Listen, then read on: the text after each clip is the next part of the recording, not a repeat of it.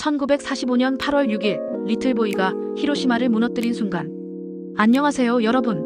오늘 다룰 이야기는 인류 역사상 가장 충격적이고 논란이 많은 사건 중 하나입니다. 1945년 8월 6일 단 한 발의 폭탄이 일본 히로시마시를 완전히 파괴했고 14만 명의 생명을 앗아갔습니다. 이 폭탄의 이름은 리틀보이.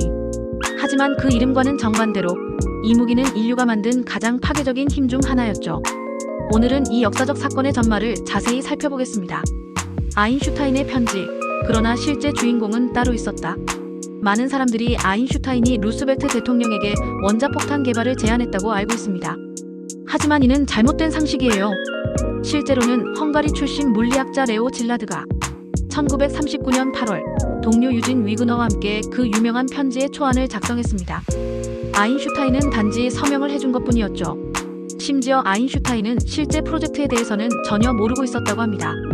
질라드는 이미 1934년부터 핵연쇄 반응의 가능성을 이론적으로 예측하고 있었습니다.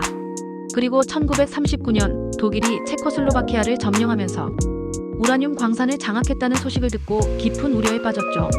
만약 히틀러가 먼저 원자폭탄을 개발한다면 이 끔찍한 가능성이 질라드를 움직이게 했습니다. 루스벨트 대통령은 국립표준연구소의 리먼 브리그스를 우라늄 고문위원회 위원장으로 임명했습니다. 1939년 10월 21일 역사적인 첫 회의가 열렸고 여기에는 질라드, 위그너, 그리고 나중에 수소폭탄의 아버지로 불리게 될 에드워드 텔러가 참석했습니다. 위원회는 한 달 후 루스벨트에게 충격적인 보고를 했습니다. 우라늄이 현존하는 어떤 폭탄보다도 더 강력한 폭발력을 낼 수 있다. 1942년 루스벨트는 본격적으로 맨해튼 프로젝트를 지시했습니다. 이 극비 프로젝트에는 당대 최고의 과학자 8명이 핵심적인 역할을 했는데요. 로스알라모스 연구소의 디렉터 로버트 오펜하이머.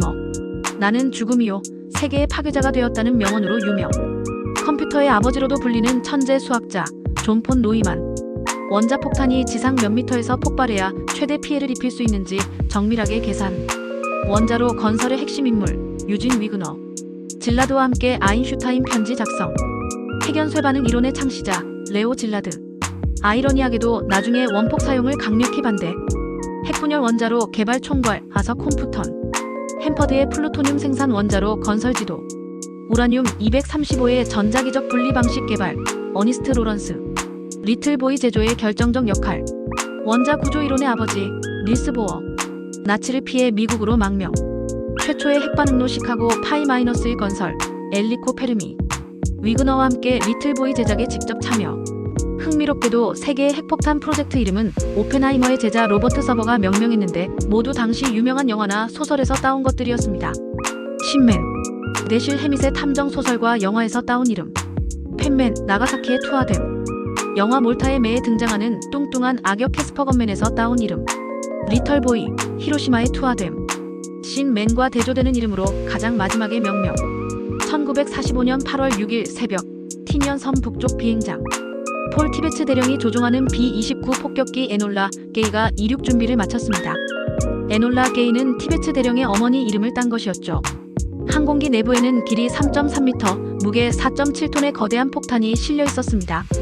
바로 리틀보이였죠. 에놀라 게이는 2531km 떨어진 히로시마를 향해 날아갔습니다. 당시 히로시마는 일본의 주요 군사기지이자 약 34만 명이 거주하는 큰 도시였습니다. 오전 8시 15분 고도 3만 1000피트에서 리틀보이가 투하되었습니다. 폭탄은 43초간 낙하한 후 해발 1800피트 상공에서 폭발했습니다. TNT 1만 5천 톤에 해당하는 엄청난 에너지가 순식간에 방출되었습니다. 이는 현재 핵무기 위력을 측정하는 표준 단위인 히로시마급의 기원이 되었죠. 폭심지 온도는 순간적으로 섭씨 300만 도까지 올라갔습니다.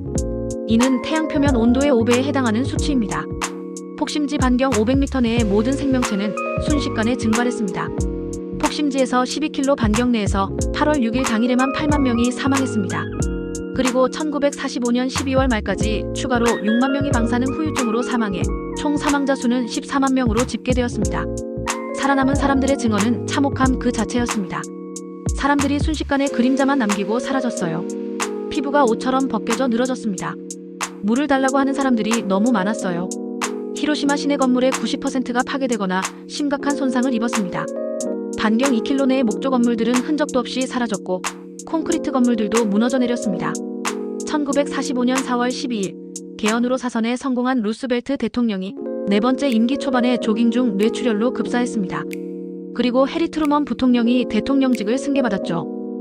트루먼은 루스벨트와 달리 강경파였고 일본에 대한 빠른 항복을 원했습니다. 1945년 7월 16일 뉴멕시코 사막에서 세계 최초의 핵실험 트리니티가 성공적으로 실시되었습니다. 이제 이론이 현실이 되었고 트루먼은 일본에 대한 사용을 결정했습니다. 트루먼 대통령은 일본 본토 침공 시 예상되는 미군 사상자 수를 50만에서 100만 명으로 추산했습니다. 원자폭탄 사용으로 전쟁을 빨리 끝낼 수 있다면 미국인의 생명을 구할 수 있다는 논리였죠. 실제로 트루먼은 원자폭탄 사용 결정으로 재선에도 성공했습니다. 아이러니하게도 원자폭탄 개발의 단초를 제공한 질라드는 나중에 일본에 대한 사용을 강력히 반대했습니다. 그는 동료 과학자들과 함께 트루먼 대통령에게 시위용 폭발만 하자는 청원서를 제출하기도 했죠. 맨해튼 프로젝트를 총괄한 오펜하이머는 히로시마 소식을 듣고 힌두교 경전 바가바드 기타의 한 구절을 인용했습니다. 나는 죽음이요 세계의 파괴자가 되었다.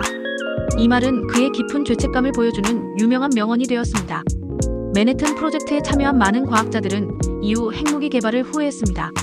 그들은 원래 나치 독일의 핵 개발을 막기 위해 시작한 연구였는데 결국 민간인을 대상으로 사용되었다는 사실에 괴로워했죠. 리틀보이 투하 3일 후인 8월 9일 나가사키에 두 번째 원자폭탄 팩맨이 투하되었습니다. 그리고 8월 15일 일본 천황은 항복을 선언했습니다. 제2차 세계대전이 마침내 끝난 것이죠. 하지만 원자폭탄은 새로운 시대의 시작을 알렸습니다. 소련도 1949년 핵개발에 성공하면서 냉전이 본격화되었고 인류는 핵공포의 시대로 접어들게 되었습니다. 75년이 지난 지금도 원자폭탄 투하의 정당성에 대한 논란은 계속되고 있습니다. 현재 전 세계에는 약 1만 3천 발의 핵무기가 존재합니다. 현대의 핵무기는 히로시마급보다 수십 배에서 수천 배 강력합니다. 만약 핵전쟁이 일어난다면 인류 문명 자체가 위험에 처할 수 있죠. 히로시마와 나가사키의 비극은 전쟁의 참혹함과 평화의 소중함을 일깨워줍니다. 우리는 이 역사를 잊지 말고 다시는 이런 비극이 반복되지 않도록 노력해야 합니다. 맨해튼 프로젝트는 과학기술의 양면성을 보여주는 대표적인 사례입니다. 인간의 지식과 기술은 인류를 구원할 수도 파멸로 이끌 수도 있습니다. 중요한 것은 그것을 어떻게 사용하느냐입니다. 오늘 우리는 1945년 8월 6일 43초 동안 일어난 인류 역사상 가장 충격적인 사건 중 하나를 살펴봤습니다. 리틀보이라는 이름의 원자폭탄은 히로시마를 파괴했고 14만 명의 생명을 앗아갔으며 세계 역사의 흐름을 완전히 바꿨습니다. 이 이야기는 단순히 과거의 역사가 아닙니다. 여전히 우리 곁에 존재하는 핵무기의 위험성과 평화의 중요성을 일깨워주는 현재 진행형의 교훈이죠. 여러분은 이 역사적 사건에 대해 어떻게 생각하시나요? 댓글로 의견을 나눠주세요. 알림 설정은 이 마지막 질문이 세상에 작게나마 울리게 하는 힘이 됩니다. 그리고 이런 역사 콘텐츠가 도움이 되었다면 좋아요와 구독 부탁드립니다.